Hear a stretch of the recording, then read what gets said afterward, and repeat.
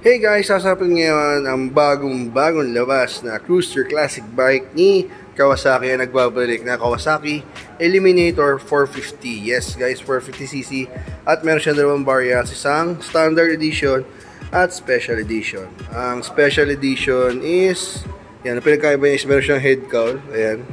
Then meron siyang shock cover, ito wala. Tapos meron siyang charging port. So, yun ang pinakaiba na lang. And sa price, ang price difference nila is 20,000. This is SRP nito is 360,000. At itong special edition is 380,000 pesos. So, Eliminator 450 is meron 450cc. Inline 2, ito naman fuel injected, LED lights, cruiser type bike. Kasya dalawa, ayan, pwede ka mag-angkas. 6-speed, 4 valves, liquid cooled. Meron siyang 14.8 liters fuel tank capacity. Meron siyang seat height na 735mm. Ayan.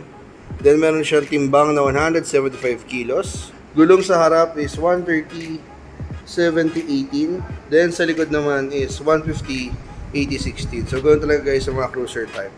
Kadalasan is mas malaki ang mag sa harap.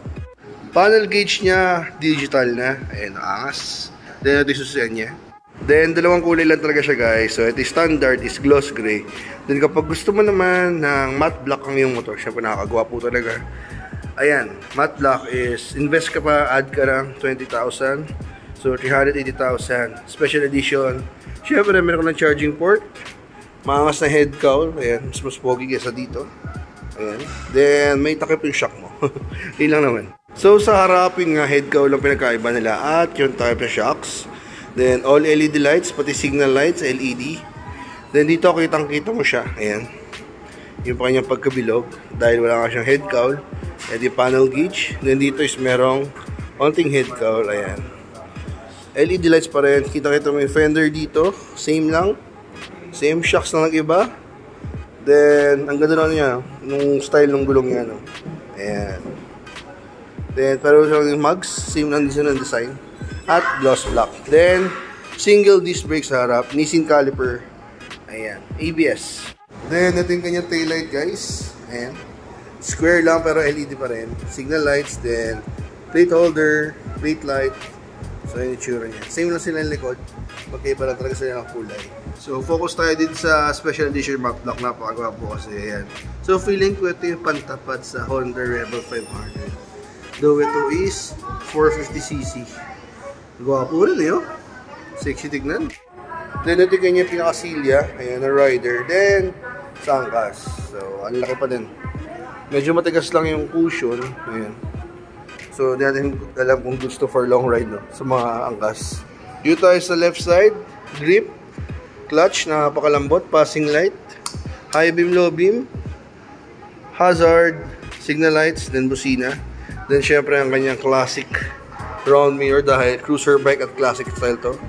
Ayan, so ayan, pata natin dyan. Then ito guys, yung lagay ng plate holder. Ayan. Hindi ko pangit na motor, no? Ang ano pa dito guys is magpapalit ka pa ng bolt na mas maikli. Kasi yung bakal niya is isang buo yan, no? Kasama no plate holder. Kaya yun lang, awit. Palit ka ng 4 na bolt na mas maikli dyan. Good luck. Ayan. Then, tayo sa hala, ito yung charging port. Ayan, pakita natin guys. Ito yung charging port niya. Charging port. Ganda. Tapos, syempre, side mirror, front brake, ABS, kill switch, throttle grip, at electric start. Then, ito yung kanyang napaka-sexy tank na medyo may pagkalapat. Ang ganda ng finish, matte black, ang ganda. Ito yung fuel tank cap niya. Pogi, oh. Meron 14.8 liters fuel tank capacity. Then, syempre, yun yung logo niya, Eliminator. Napaka-simple lang font, no? Ganda. Hindi siya sticker, guys, laser print siya sa mismong tangke. Then, ito yung kanyang radiator. Then, syempre, inline 2, parallel twin, na nga. Then, ang kanyang massive 450cc engine na unique kasi wala namang ibang 450cc sa Kawasaki. So, ito pa yung bagong 450cc, no?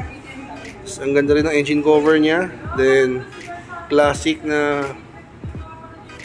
tapakan ni rider. Then, foot brake. Tapos, tapakan niya ang kas. Then, ang kanyang classic na tambucho. Ang haba. Yun. Then, shocks na dalawa sa likod. Tapos, disc brake sa likod. Nissin caliper din. ABS.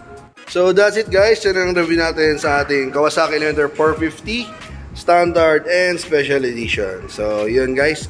So, kung mag-inquire kayo dito sa Kawasaki Nueva Ecija sa Bitas, punta lang kayo dito at hanapin si Madam Samantha. Ayan.